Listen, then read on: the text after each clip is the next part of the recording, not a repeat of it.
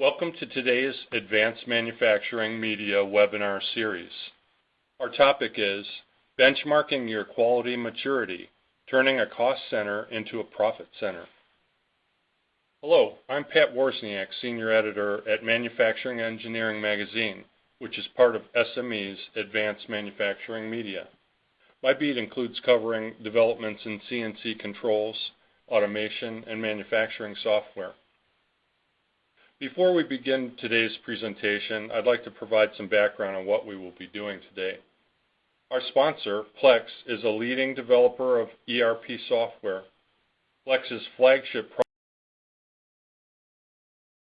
product, the Plex Manufacturing Cloud, offers shop floor to top floor solutions for the manufacturing enterprise. Matthew Littlefield, our presenter, co-founded LNS Research in 2011, and he is now President and Principal Analyst for LNS Research. Matthew is a recognized industry expert who contributes to the widely read LNS Research blog, as well as many industry publications. He is also a sought-after public speaker who advises manufacturing executives on how to best leverage technology in their operations. Now, before we begin, a few housekeeping notes. You will be able to ask questions of Matt during the presentation using the Q&A box that will appear at the right side of the screen. Time permitting, these will be answered following the presentation. If time runs out before we can get to all of the questions, we will make sure the answers are emailed to you. Also, if you experience difficulty during the presentation, please let us know via the Q&A app. And if you have questions on any other aspects of our webinars, please email me at pwozniak@sme.org.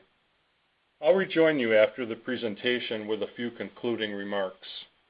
Now, here is Matthew Littlefield of LNS Research. Thanks, Pat. It's a pleasure to be here today.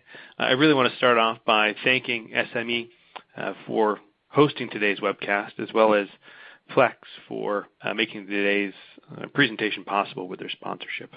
Looking at the attendee list so far, I see some familiar names as well as some new names, so I'm really excited about sharing this research and hopefully having some interactive Q&A at the end. So I certainly encourage you to type in your questions throughout as well as at the end, and I look forward to answering those questions. Today's presentation is going to be all about quality maturity and how you can understand where your company's maturity is when it comes to people, process, and technology, and how your company can start thinking about quality not as a cost of doing business, but really as a competitive differentiator in the marketplace that can drive both profit as well as customer loyalty. So here's the agenda that I'd like to follow.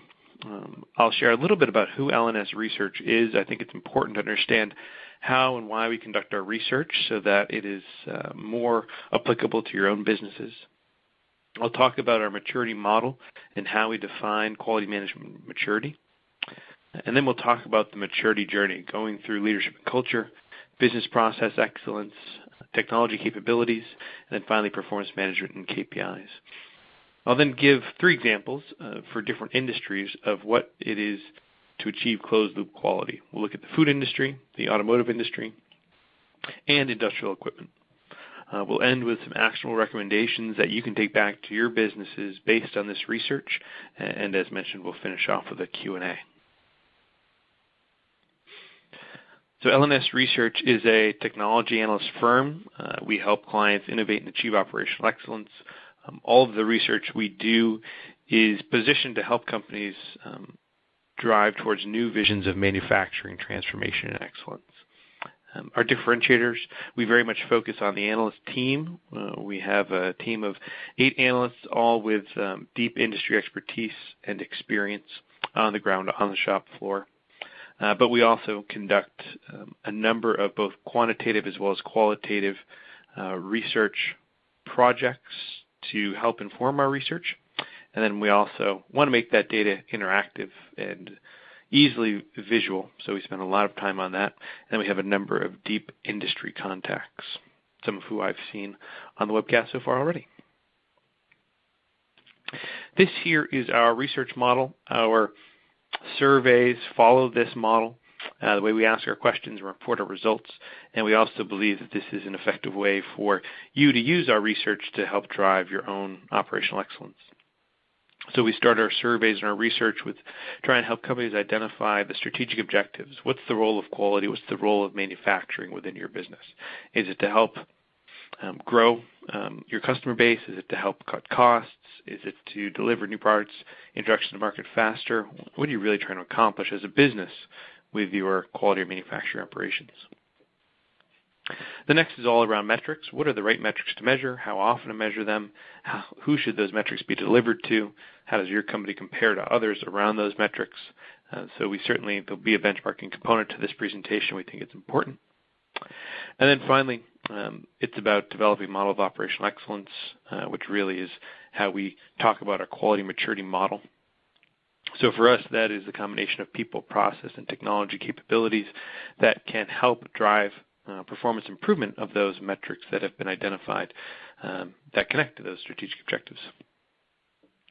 And then finally, as with any model of operational excellence, it's important to focus on continuous improvement. So this is continually measuring those metrics, validating that improvement's happening, and driving to the root causes of any reasons why the intended improvements may not be happening. So it is certainly a continuous cycle. This is a sampling of some of the companies that are members of our executive council. We meet on a quarterly basis to share best practices, discuss topics. We have guest speakers. LNS Research also presents. So it's a very dynamic, interactive forum to talk about some of the concepts that we will be sharing here today. And as I mentioned, we have a robust multi-year data set based on our online survey. You can see that there is a broad distribution of companies by industry, revenue size, and location. A little bit more focus on discrete than other industries. But we do have good participation from food and beverage, life sciences, and process industries as well. And when you have over 1,000 respondents, that's a good core sample size for all those different industries. By company size, certainly good representation of small and large companies, but also have a good set of medium size as well. And then finally, not surprising, since our surveys are online and English, we have just over half of the representation from North America, just about a quarter from Europe, about just over 10% from the Asia Pacific region, and just about another 10% from the rest of the world. And you can see on our website and also on the Plex resource page, we've done a lot of industry-specific or company-size-specific research to really drive into some of the specific issues in those demographics. So hopefully that sets the stage. Let's talk about what we mean by a maturity model and what that is in respect to quality. So we use a 5-phase maturity model. This maturity model is pretty common, although slightly adapted within the technology world. So I think this model was first used, or a version of this model was first used in Carnegie Mellon, and we certainly give them credit and have adapted it to our own purposes to try and bring in some of the operations pieces, not just pure technology and software pieces that some of those related models might use. So we believe that first stage is ad hoc. So this is when kind of people, process, and technologies are not well managed. They're disparate at each system and at each site, and generally we see pretty laggard performance. When we do our benchmark metrics, we use the box plot, which looks at essentially 6 key points within the distribution. You have your minimum, you have your maximum, and you have your median. So those are the 3 major points, and then you split that into quadrants. So really those ad hoc folks are really down that lower quadrant, and companies really want to move up to the top quadrant of performance, which is where we see those market leaders. In between, we have controlled, proactive, and agile. In the controlled phase, there are established processes, but they're not generally dynamic or adaptive.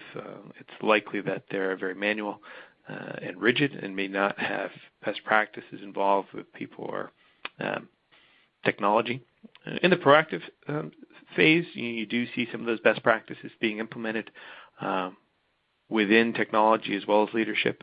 These companies are probably at the middle of performance or getting a little bit higher. In the agile phase, these companies I generally like to think of as the fast followers. So the companies who may not be at the very cutting edge or bleeding edge of new fangled management systems or new technology, but really can be one of the leading sets of companies. And then finally, you have the market leaders. These are companies that are really fully embraced all aspects of best practices and are achieving market-leading performance.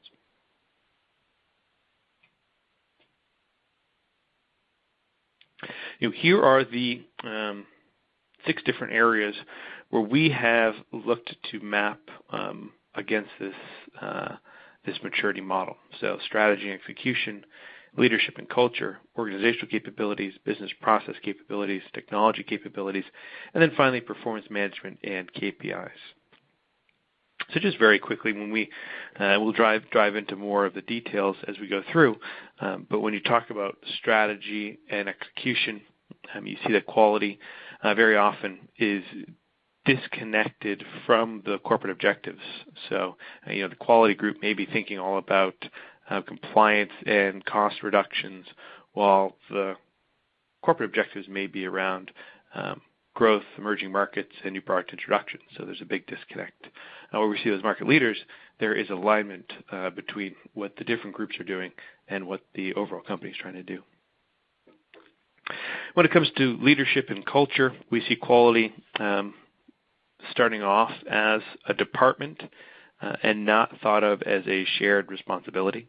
So you have your corporate quality group, you may have quality engineering or quality assurance people in different parts of the business, but generally they are disconnected and not participating. Whereas for market leaders, we see quality really as an integral part of overall operational excellence and continuous improvement programs.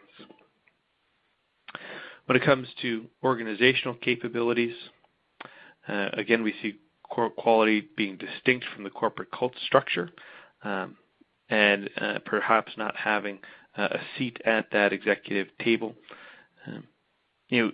For the leaders, we really see very often a quality council, executive quality leadership forum, some mechanism organizationally where the leaders of quality interact directly with leaders of other parts of the business as well as the C-suite and even the board of directors, and it's institutionalized in that way.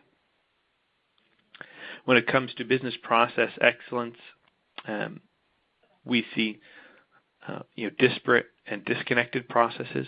And we all have some slides on this where every plant may have its own nonconformance and CAPA process, its own audit process, its own approaches to managing documents, and these are not standardized, which drives a lot of the challenges we have in metrics and visibility when it comes to quality processes. Market leaders have spent a lot of time getting buy-in from across the different plants, from across the different business units on the benefits of a robust, harmonized process. That's not to say every plant is exactly the same, but there's enough flexibility within the globally harmonized process to give all the plants what they do need to drive the processes that need to be driven. When it comes to technology capabilities, we see companies with lots of disconnected and disparate systems. So this means lots of legacy applications, both in ERP as well as manufacturing quality, perhaps not very well integrated, perhaps not leveraging new technology like the cloud or mobility or big data analytics. As we move to market leaders, we see companies moving to a harmonized, integrated approach to technology where you have that tight integration within the shop floor to the top floor, as well as between engineering and manufacturing, quality being infused within all of that. And moving from a quality assurance, testing and measurement mindset to one where nonconformance is being identified in manufacturing at the customer sites or being that information is being communicated back to design for improved product design as well as improved manufacturing process design. And then finally, we see in the performance management and KPIs section, metrics either not being measured at all, for very little visibility, or if they are, those metrics are not role-based. They're backwards looking, not forward-looking, and again, being disconnected from the corporate goals. Market leaders have moved to more of a predictive model, so they understand how the relationships with perhaps my audit schedule is behind, that could impact my supplier performance a month from now or 2 months from now, so I can take some corrective actions. They may understand how nonconformances manufacturing may drive impacts to customer delivery or customer experience metrics in the future. So they understand that predictive impact that quality can have on future performances. And of course, there's the real-time nature of those metrics. And real-time is always an interesting term, I think, but for us, when we say real-time and role-based, it means that the metric is being measured within the time frame that's needed for the decision or action that has to be taken.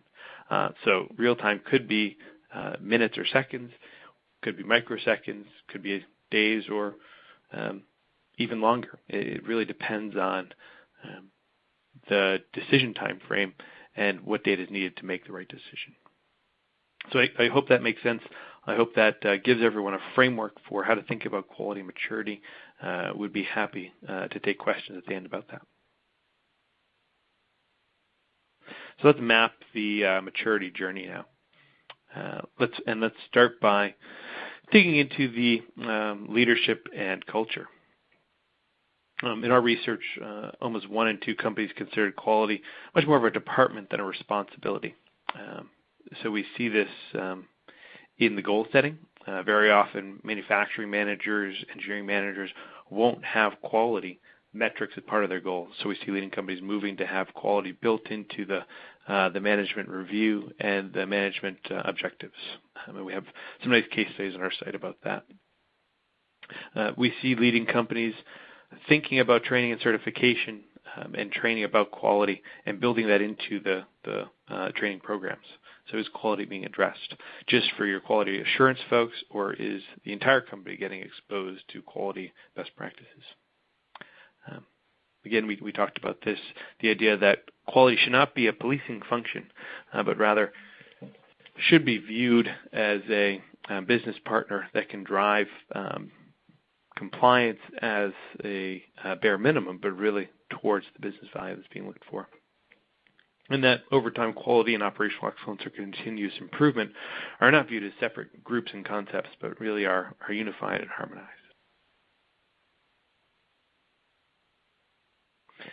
And this here on the leadership and culture, this is an infographic that we've developed where quality should not be thought of as a separate department, but really as part of the overall organizational structure and an integral part of a company's specific vision for operational excellence.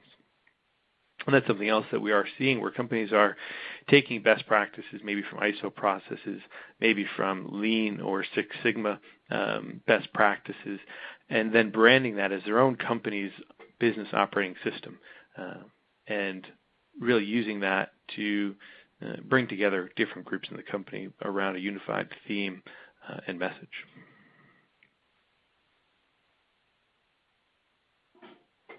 And we do see companies that have taken this approach having improved performance. Here is one metric that we use quite a bit to benchmark companies and show improvement, and it's the OEE metric. I'm sure many of you are familiar with this metric, but it is a composite metric that looks at the availability of assets, the efficiency of those assets, and then finally the quality of products produced by those assets. And we see here that companies that have quality as a top executive priority having over a 10% higher OEE than companies that don't have that executive focus on quality.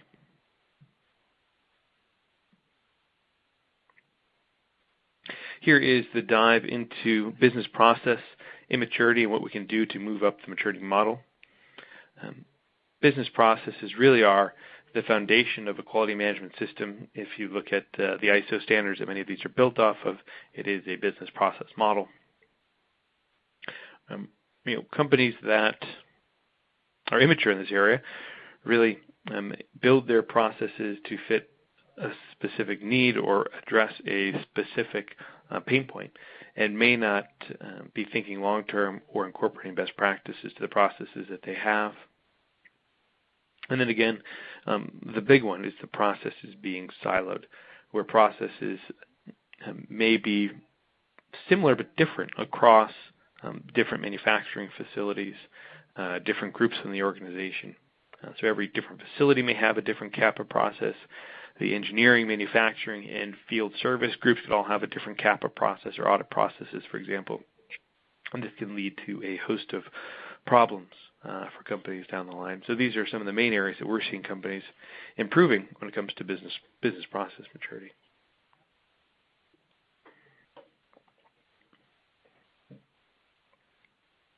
And this is just another visual that we've developed to start thinking about what it means to harmonize business process. And it's really important, I think, not to just take one version of a process and force it onto everybody. It's critical to get buy-in from the different stakeholders. And this means bringing together processes that are robust enough to handle differences, but perhaps not taking every little detail or difference into account, making concessions where needed to bring that harmonized process together, but not making everyone conform to a single process either.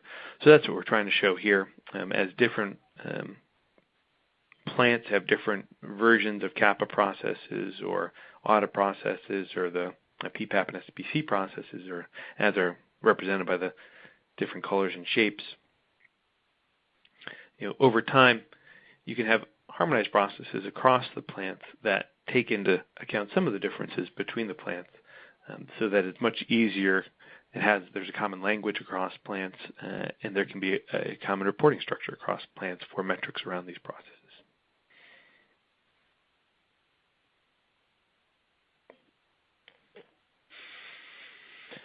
One of the things that we asked in the survey was around closed-loop quality processes. This really happens in two ways. One, by having those harmonized processes, but then also by integrating these processes.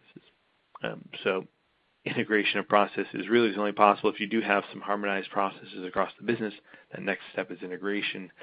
The idea is perhaps your nonconformance or your CAPA findings trigger an audit. And an audit may trigger changes in your document management, for example. If these are disconnected processes that are cobbled together by personal interactions, phone calls, emails, homegrown databases, it's easy for those actions that need to be taken across processes to slip. And especially when you're talking about processes that go maybe outside of just quality, and you're trying to create an effect change in manufacturing or engineering. The important part is that integration and creating this idea of closed-loop processes, which we'll get into more. But we do see a benefit, again, of about 12.5% of companies that have closed-loop quality processes versus those that don't.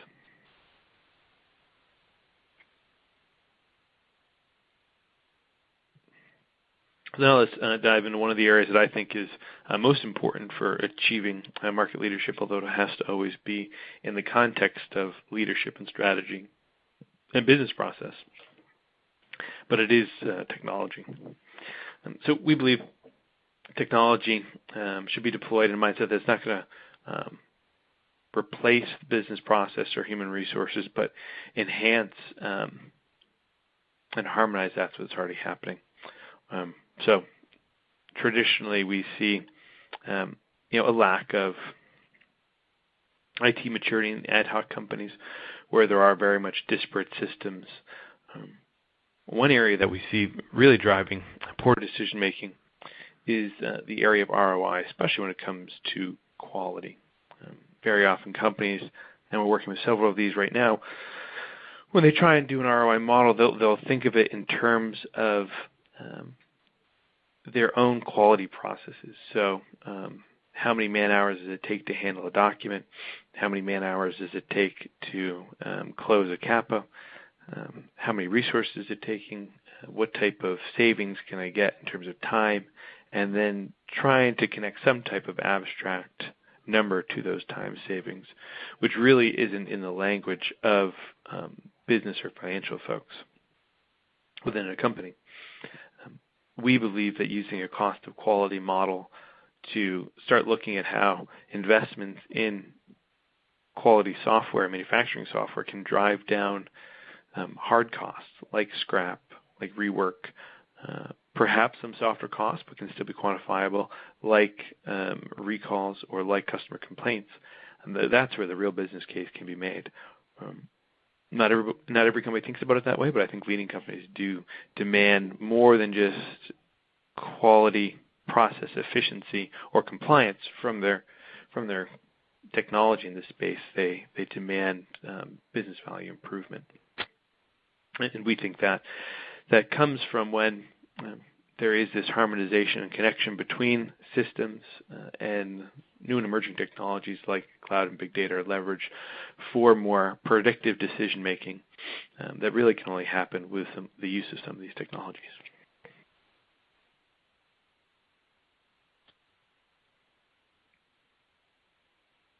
This is an infographic that we've been using for a number of years now. And it is a 360-degree view of what we term enterprise quality management software. So this is the software that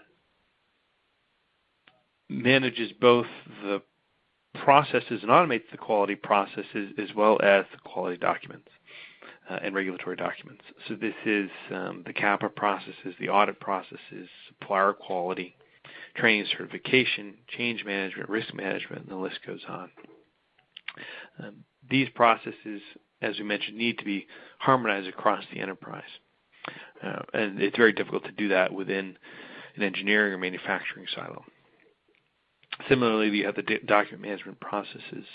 These can be regulatory submissions or customer submissions, depending if you're in the life sciences or automotive markets. A lot of your SOPs can be managed here, good manufacturing practices, etc. And we think this software should have platform capabilities like reporting analytics. It should have the workflow configurability. It should have some mobility capabilities as well, and it should foster integration with other enterprise systems. We've shown some of those other enterprise systems here. ERP, for sure, is one that is most broadly adopted within manufacturing, although there are a number of legacy systems.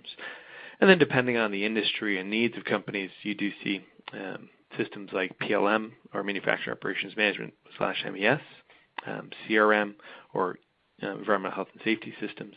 And these systems all, in one way or another, can manage pieces of quality, like the quality engineering part, APQP, inline outline testing, SPC, like in MES, or customer complaints or warranty management, like in CRM, or SOPs, like in EHS. So EQMS really is the hub that can integrate all of these different pieces. It's also very important to notice that EQMS does not have to be separate software or standalone software. For many companies, it may make sense to deliver this software as part of and on top of a PLM platform, or as part of an integrated ERP manufacturing system.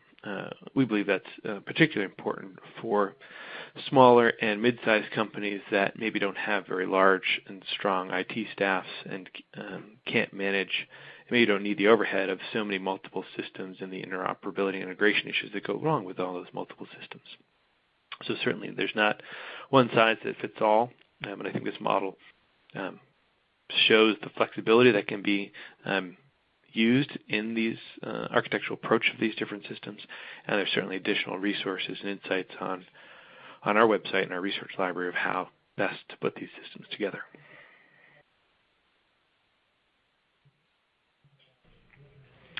We talk a lot about next generation quality technology. We believe we're very much at the cusp of a technology revolution within the manufacturing industry. If you're in Germany or China, you're probably hearing the term Industry 4.0. If you're in the North America, you're probably hearing things around smart manufacturing or IoT. It's really being driven much by the consumer market and tools that we're already used to using in our everyday lives, but it's also the pervasive nature now of mobility and Wi-Fi, sensing and the creation of data by machines, processes, and people, and the new abilities of technology to create new applications to deliver predictive capabilities like we've talked about, maybe around quality or asset reliability, for example, based on these new technologies.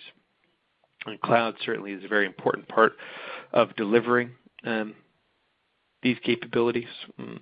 And I think over time, manufacturing companies have been a bit conservative when it comes to cloud, especially within the plant. Companies perhaps maybe have been a bit more reticent to go to CRM systems in the cloud or even ERP systems in the cloud. But now, just recently, we're starting to see that real, hey, we can take detailed processes with machine-level integration manufacturing and start putting some of those things in the cloud, which I think is a big change over previous years ago and is only going to increase over time. And our research does show that companies are more likely to think of future investments in the cloud in manufacturing than where their current investments are. Some of that may be a hybrid approach to start. For some companies, it may be all in to start.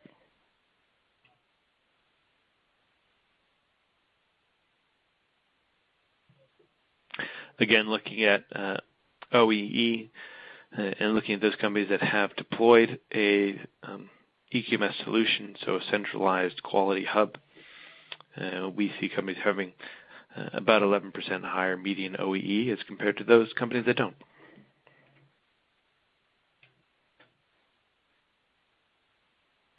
So now let's spend some time looking at performance management maturity. And when we take a more detailed approach here, we see in the more ad hoc stage that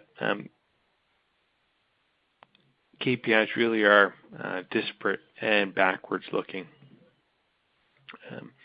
We think you want to get these metrics, this data out of spreadsheets, out of the server under the quality or manufacturing manager's desk, the data that may be hidden away, and into enterprise systems. There are quality data management issues when this approach is used. There's trust and validity of the data when different folks or groups have different sets of data or conflicting data. It can cause the entire system to be questioned and decisions to be questioned. So there has to be trust in the data, and we think some of the technology best practices we just talked about can foster that trust and visibility. Some of the things that we're seeing on the very cutting and bleeding edge, again, go into the idea of manufacturing and enterprise applications taking learnings from what's going on in the consumer market, and that's especially around machine learning and user interfaces and usability of systems. So all of us are now used to using Google, Facebook, Amazon. These interfaces, these technologies don't think of us as roles. They think of us as individual users of the system and tailor decisions and information that's presented to us not based on kind of broad roles or demographics, but specifically how you use the system, who you are, decisions you made in the past. And we really believe that that's going to be the future for manufacturing applications. It's still a few years off for a lot of companies, but we think that's the direction that a lot of the industry is going, where it's not just role-based, it's personalized. It could be actually taking into account physically where you are based on RFID or other location applications within the mobile device. So there's a lot going on around performance management. One, they're really, truly personalized display of information and analysis tools. The other is starting to use more advanced algorithms to drive predictive analytics. I think the start here will be around asset reliability and quality reliability, and we'll also see it around machine efficiencies, machine thresholds, perhaps some around planning and scheduling. There's also big opportunities there for increased performance management. So I think there's a tight connection between the collection of big data, using data science and big data algorithms to create new calculations that haven't been able to be calculated before. A lot of the reasons why planning and scheduling or reliability solutions didn't work in the past is because of the lack of data or lack of data quality. We're not being able to keep models up to date over time. And these new tools will allow us to address some of those previous challenges. But that's not to say we should get too far ahead of ourselves. We still need to be able to do the day-to-day blocking and tackling of here are the metrics that we need to be measuring. Here's how they are tied to our corporate performance goals. Here are the relationships between these metrics, and let's make sure we have the right processes in terms of review cycles internally between quality, manufacturing, supply chain. We're all on the same page to serve our customers.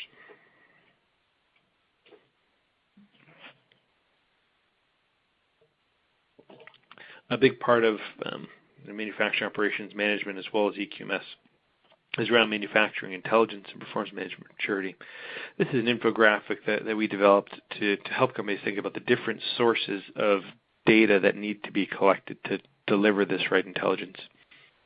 We show here that it's really a combination of business intelligence as well as manufacturing intelligence. So data from the financial systems. For some industries, especially many of the asset-intensive industries, the need to collect energy data. Of course, the manufacturing data really across assets, quality, manufacturing, production, inventory. And then finally, out into logistics as well, and connecting both the raw material and finished good materials within the plants to the logistics systems outside the plant. And using this to drive the role-based KPIs, the continuous improvement projects, and the analytics.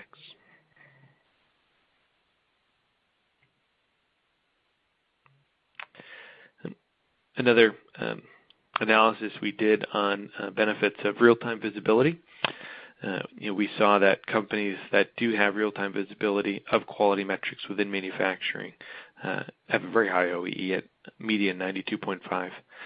But we also see that it's much higher than those that don't, at just over 12% higher. So again, real benefits by taking some of these best practices approaches.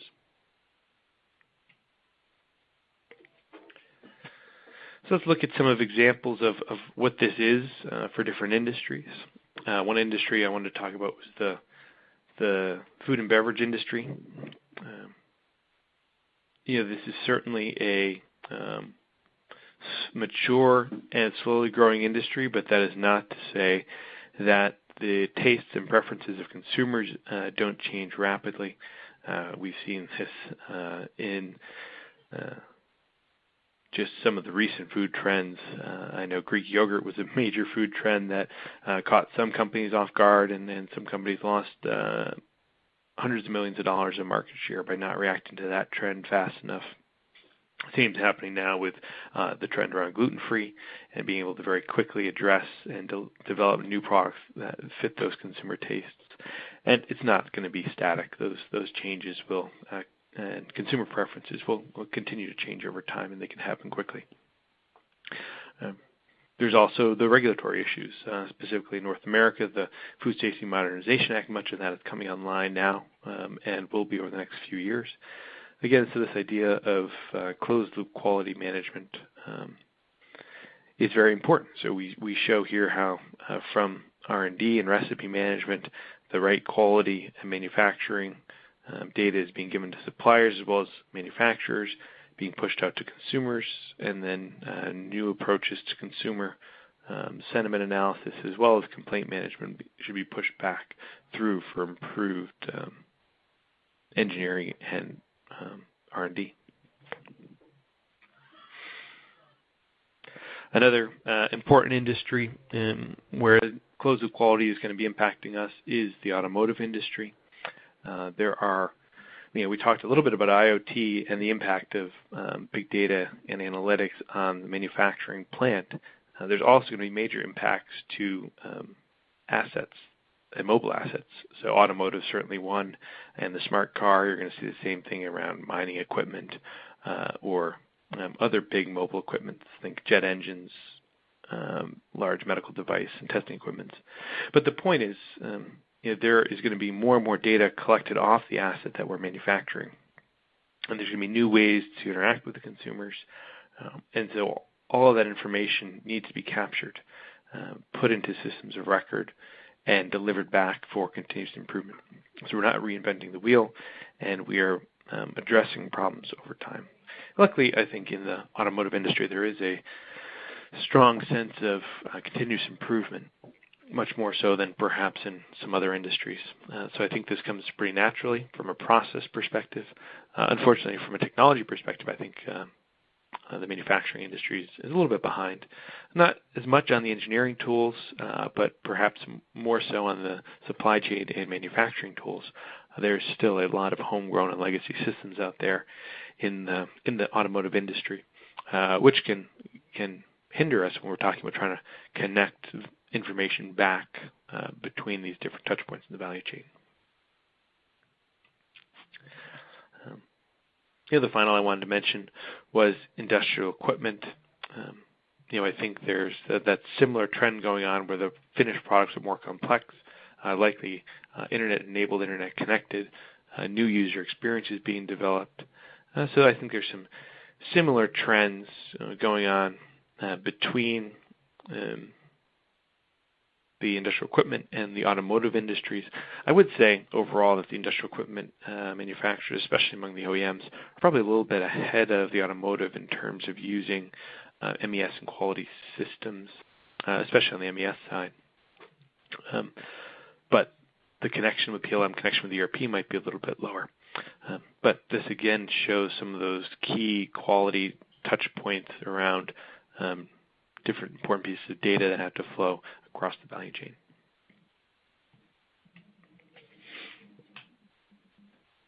So I hope all of that resonated with everyone on the line today. I'm looking forward to your questions. I just want to wrap up with a few specific recommendations. When it comes to leadership and culture, it has to be a two-way street. It has to be driven by executives as a focus, but there has to be that grassroots approach as well. And there has to be a vision established that takes and builds quality into everything we do. That is our training. That's how we reward folks. That's how we interact with consultants or suppliers. And really there should be organizational mechanisms to help support that, like quality councils or internal champions.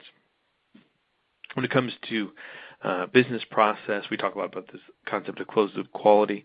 So these are harmonized processes across the business that are integrated with each other, that enable continuous improvement and a business operating system that incorporates best practices like Lean and Six Sigma. I think last but certainly not least is the technology capabilities that can support these processes and drive the metrics that we need to make better business decisions. It's always important to put that technology deployment in the context of the people and processes we want to support. I would certainly recommend evaluating quality software, manufacturing software in the context of how well it can support some of the visions that we showed here of closed-loop quality. I'd recommend it doesn't have to be big bang. I mean, the vision should be big, but the deployment strategy does not have to be as big as the vision. It's good to start small with some small wins and build consensus over time. And we've certainly seen that as a successful strategy. And we do believe that when you're looking at technology providers, it's important to understand their vision for the use of these emerging technologies over time. Some of the big ones that we mentioned are cloud, big data, and IoT to drive predictive analytics. This will become more and more important over time. And then the final piece, which I mentioned as well, is around ROI. And don't just focus on some of the soft process efficiency gains of saving time or energy of the quality staff. It's really about what we can do to drive enhanced business performance. And finally, for performance metrics, we want to move away from ad hoc metrics, backward-looking metrics, untrusted data, towards trusted single version of the truth data that is based on and uses predictive analytics to drive enhanced decision-making and move away from a reactive or testing quality and to a proactive designing quality and approach. It's always important to make sure that data is real-time, where real-time is defined as data being made available to decision makers in the context of the time frame that decision needs to be made.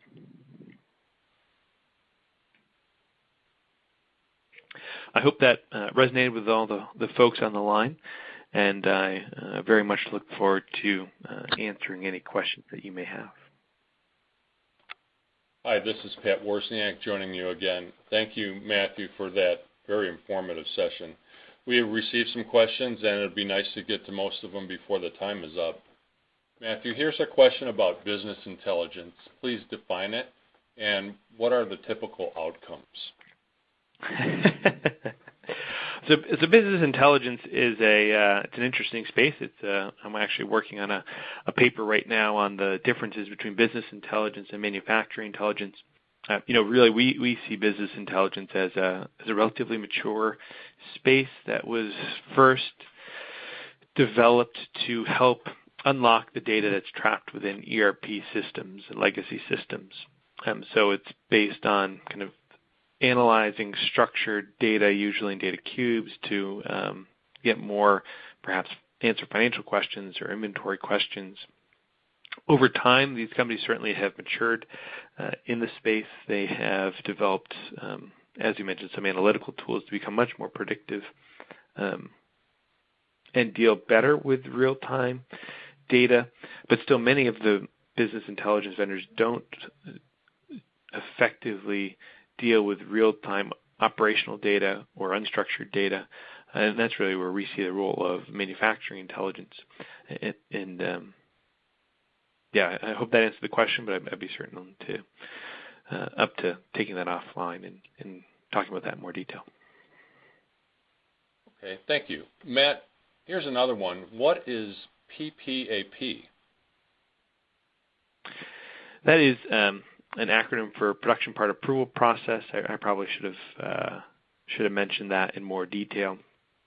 It is a process that's come from the automotive industry and has been driven by many of the large U.S. OEMs, but we are very often now seeing it in other industries. We've seen it in life sciences. We've even seen it among toy manufacturers. It's some good, robust processes to qualify suppliers and make sure suppliers are giving high-quality parts to OEMs. What do you mean by role-cased dashboards? That's a good question. For us, that means that the metrics that are shown to a operator are different than or what is shown to a supervisor, which is different than shown to a plant manager, which is different than shown to a manufacturing manager or VP manufacturing. Same thing across different areas. So the quality personnel would have different metrics. Engineering folks would have different metrics. There might be overlap between these, but it would be the metrics would be specific to the role. Please elaborate more on how companies calculate overall equipment effectiveness, OEE. So this is a good question. We get it quite a bit. There are a lot of differences between how companies measure OEE.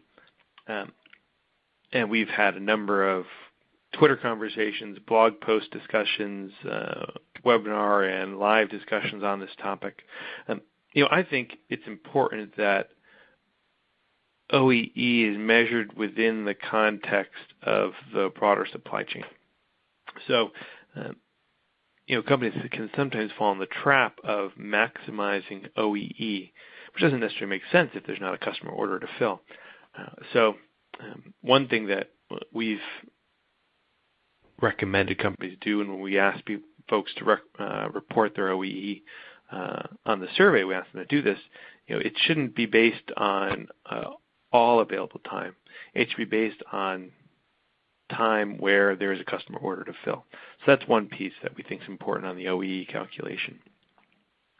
On the quality portion of it, we very much think companies should be looking at first pass yield as the quality metric there.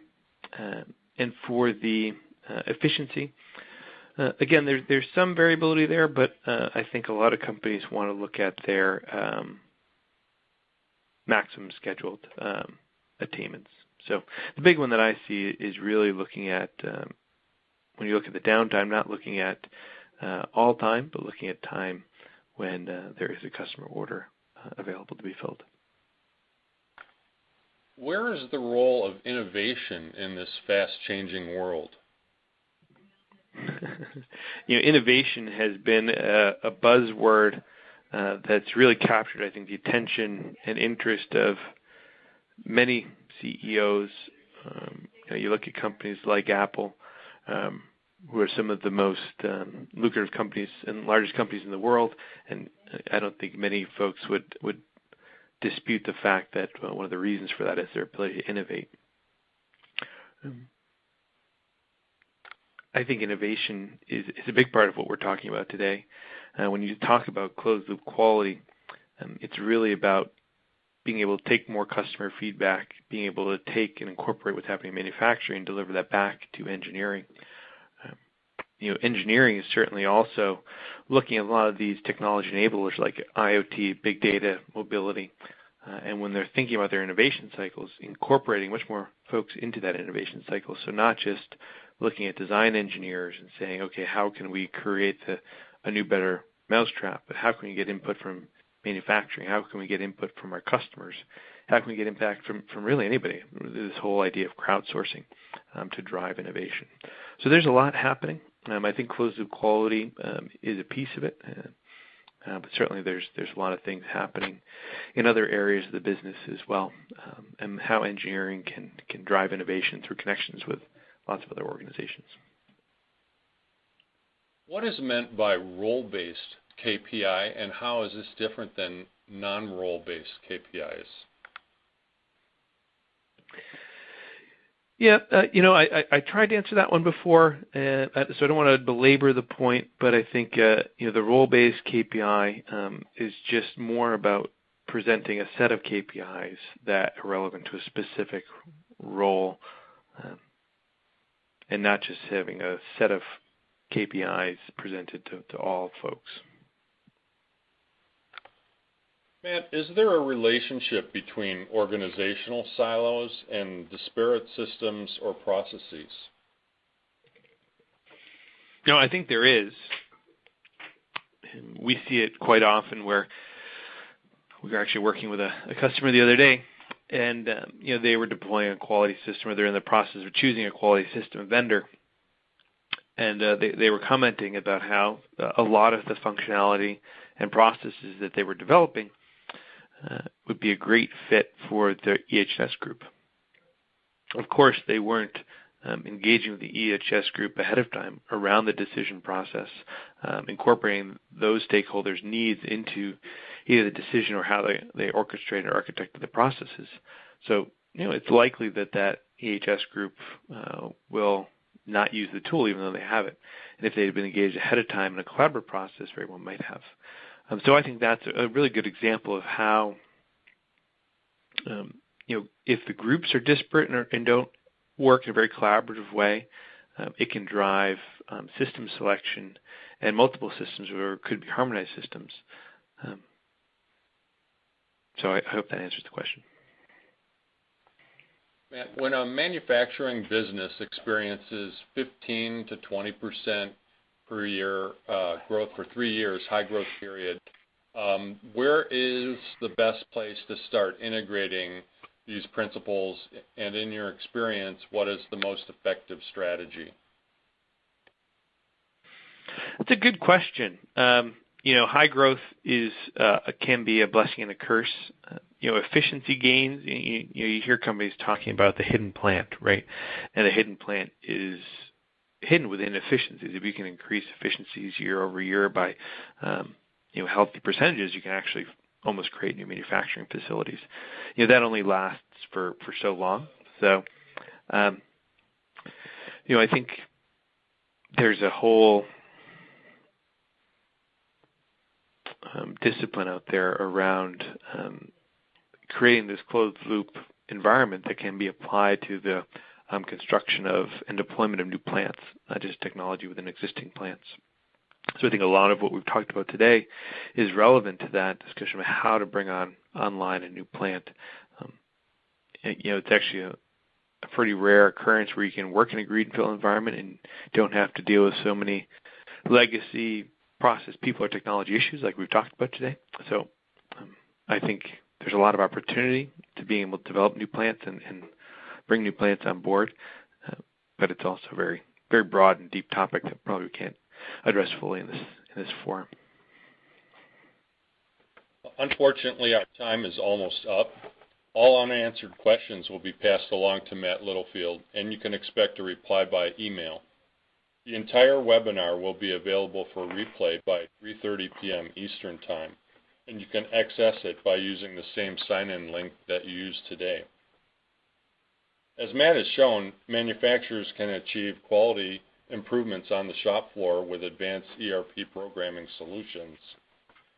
SME and Advanced Manufacturing Media have a host of ways to keep in touch with the latest developments in software and manufacturing technology. For instance, our Motorized Vehicle Manufacturing Yearbook 2014 was just released this month. The December issue of Manufacturing Engineering will include a feature article on CAD/CAM software for mold and die manufacturing. I'd like to wish everyone a happy holiday season, and thanks for joining us for this Advanced Manufacturing Media webinar. We hope you found it informative.